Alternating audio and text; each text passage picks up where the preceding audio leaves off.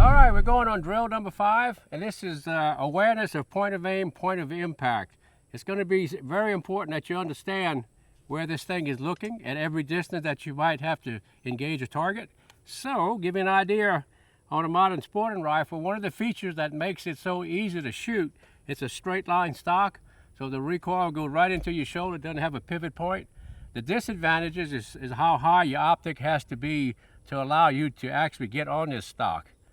So you want to be aware from the center line of that optic to the center line of that bore is about 2 3/4 inches. So in competition, you see targets set up like this, where the target zones might be narrow, but they're very close. And what they want you to do here, I call it a sucker punch target. They want you to aim dead on, just like that target would be at 100 yards. And I'm going to go ahead and do that for you. Okay, so I'm going to go ahead and pull the flag out. And I'm going to pretend these target zones are at 100 yards. And I'm going to aim dead in the middle of them, each target zone, and give them 2 shots off the timer. And then we'll take a look at the target. Here we go.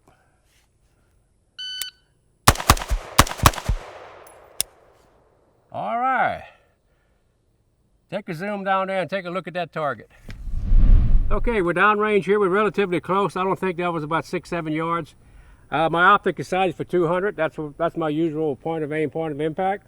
But being that the bore is some 2 3/4 inches under the center of the scope, it really doesn't matter if I'm sighted at 100 or 200. You can have that much offset at that distance.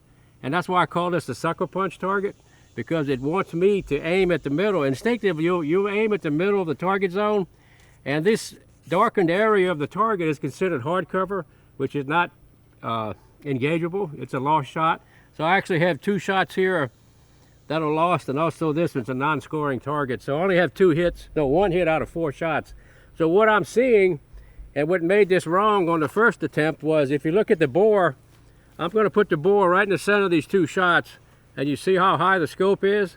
Optically, I'm right here in the center, but the bore line is right there. So the bullets went right where they were supposed to go. I didn't address the problem that it was close, and I had to do a holdover of some 2.5 inches. So I'm going to reshoot it again, and I'm going to do the correct holdover, and we're going to take a look at the target.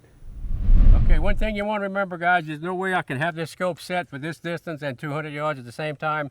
So you just have to learn your holdovers from 1 foot out to 600 yards. So I'm going to hold over about 2 inches on each target presentation here, and let's see what that looks like.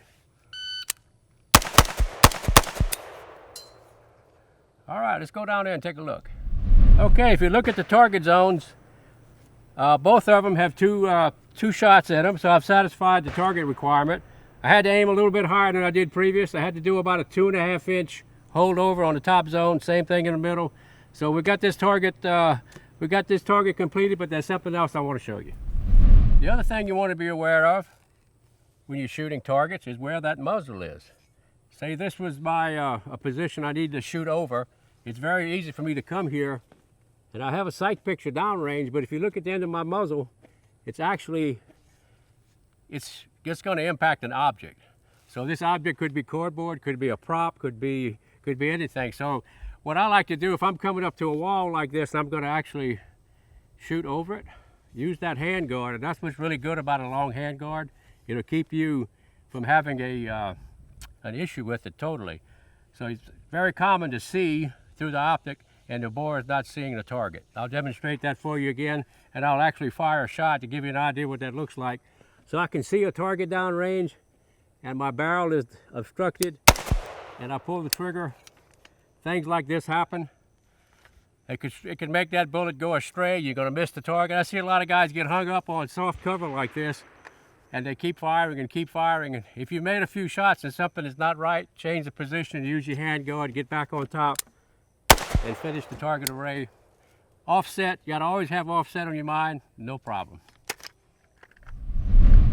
Hey guys, there you have it, my 5 top drills for the modern sporting rifle in competition. And what you want to realize, you can take these drills to whatever you like. The idea is to go out and have fun and always be safe, and always get some.